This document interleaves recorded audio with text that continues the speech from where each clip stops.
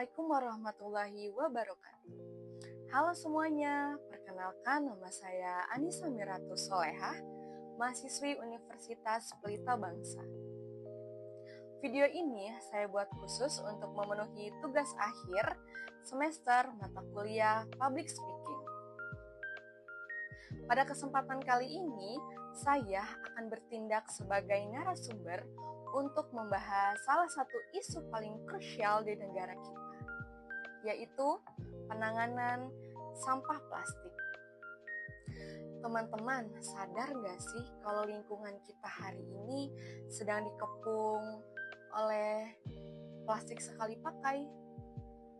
Iya, misal dari botol minuman kemasan, bungkus makanan instan, sampai kantong kresek belanjaan yang kita pakai setiap hari. Memang terkesan praktis, tapi dari kepraktisan itu ada bahaya besar yang nyata di depan kita.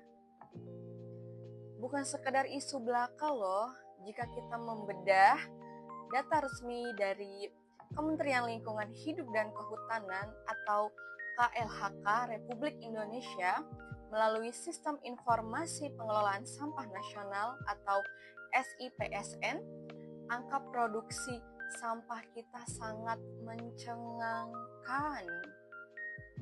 Indonesia tercatat memproduksi puluhan juta ton sampah per tahun. Per tahun loh. Dan tahukah kalian, sampah plastik menempati urutan kedua terbesar, menyumbang sekitar 20,5% dari total seluruh jenis sampah di Indonesia. Sedihnya lagi, dari jutaan ton limbah plastik tersebut baru sebagian kecil yang benar-benar bisa didaur ulang. Sisanya kemana?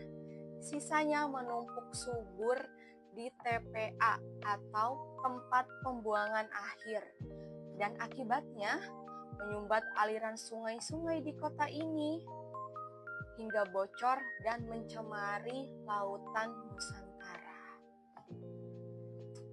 Miris bukan?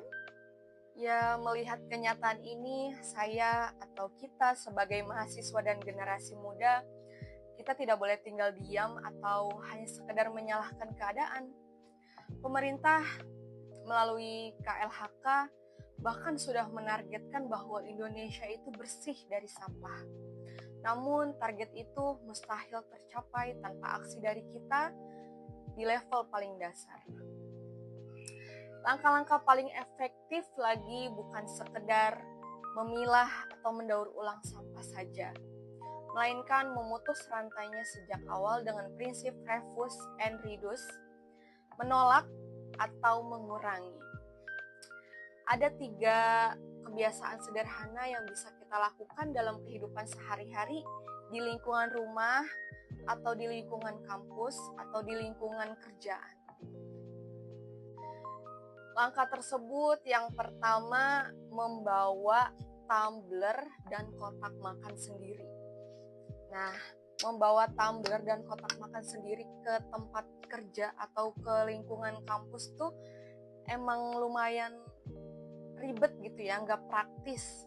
Cuman ini adalah salah satu langkah kita, langkah paling dasar untuk mengurangi sampah atau botol minuman kemasan.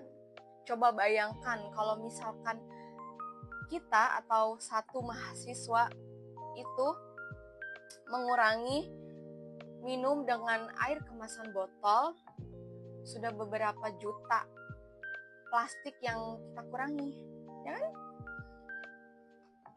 Yang kedua, berani menolak kantong kresek. Nah, kita kalau misalkan belanja ke Indomart atau ke Alfamart atau ke tempat belanja lainnya, kita biasakan membawa tote bag kain yang berbahan kain. Nah, ini salah satu dari diri kita itu untuk mencegah atau mengurangi sampah plastik yang kita bawa. Nah, yang ketiga, itu kita harus mendukung gerakan bebas plastik. Ya, sebenarnya gerakan ini tuh kita harus mendasari dari diri kita sendiri. Emang susah, sulit. Cuman dari hal-hal tersebut kayak misalkan tadi kita bawa tumbler, bawa kotak bekal sendiri, atau kita bawa tote bag kalau mau berbelanja, itu sudah berarti kita sudah mendukung gerakan bebas plastik. Teman-teman, data Kementerian Lingkungan Hidup dan Kehutanan tadi adalah alarm keras bahwa bumi kita sedang tidak baik-baik saja. Kenyamanan sesaat dari plastik yang kita gunakan hari ini, taruhannya adalah masa depan lingkungan kita. Ingat, plastik yang kita buang dalam 5 menit butuh ratusan tahun untuk bisa terurai. Bumi ini adalah titipan kita untuk masa depan, bukan tempat pembuangan akhir. Mari kita kurangi sampah plastik mulai dari diri sendiri, dari lingkungan hidup kita, dan mulai detik ini. Saya Anissa Miratu Solehah, terima kasih dan sampai jumpa. Dah.